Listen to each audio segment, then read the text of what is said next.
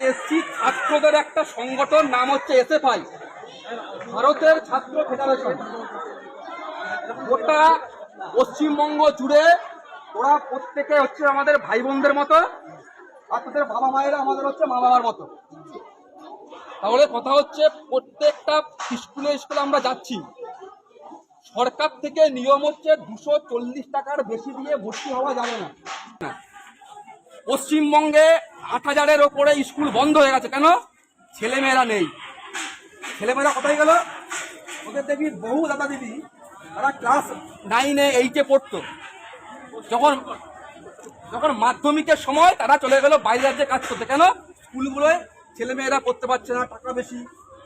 240 টাকার বেশি আজকে আমরা এসেছি। আজকে আমরা 2-3 জন বোনকে নিয়ে এসেছি, ওদেরকে 240 টাকা দিয়ে ভর্তি হবো। ওরা কে কে এখনো ভর্তি হচ্ছে হাত তোল।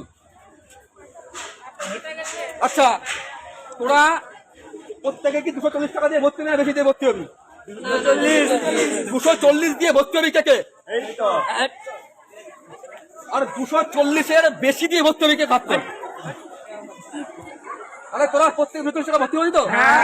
আমরা যেটা বললাম, এই যে কাগজটা রয়েছে আমাদের কাছে, ওদের যেখানে যেখানে ভর্তির যে জায়গায় যেই যাই ঘর, সেই ঘরের সামনে সবাই লাইনে দাঁড়িয়ে গিয়ে 240 টাকা নিয়ে হাতে দাঁড়িয়ে স্যারদেরকে দিবি। স্যাররা আমাদের বাবা মায়ের মতো,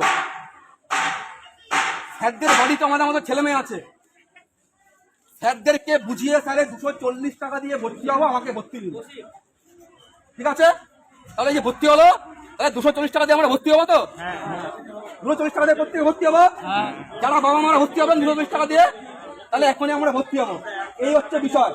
এবার আমাদের সঙ্গে সঙ্গে প্রত্যেককে বলতে হবে যে 240 টাকার বেশি দিয়ে ভর্তি হওয়া চলছে না, চলবে না, চলছে না, চলবে না। 240 টাকার বেশি দিয়ে ভর্তি হওয়া চলছে না, চলবে না, চলছে না, চলবে না। 240 টাকার বেশি দিয়ে ভর্তি আমরা হচ্ছি না, হব না, হচ্ছি না, হব না।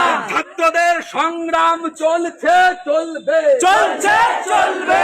গরিব বাড়ির ছেলে মেয়েদের সংগ্রাম চলছে, চলবে, চলছে, চলবে। স্কুল বাঁচানোর সংগ্রাম চলছে, চলবে, চলছে, চলবে।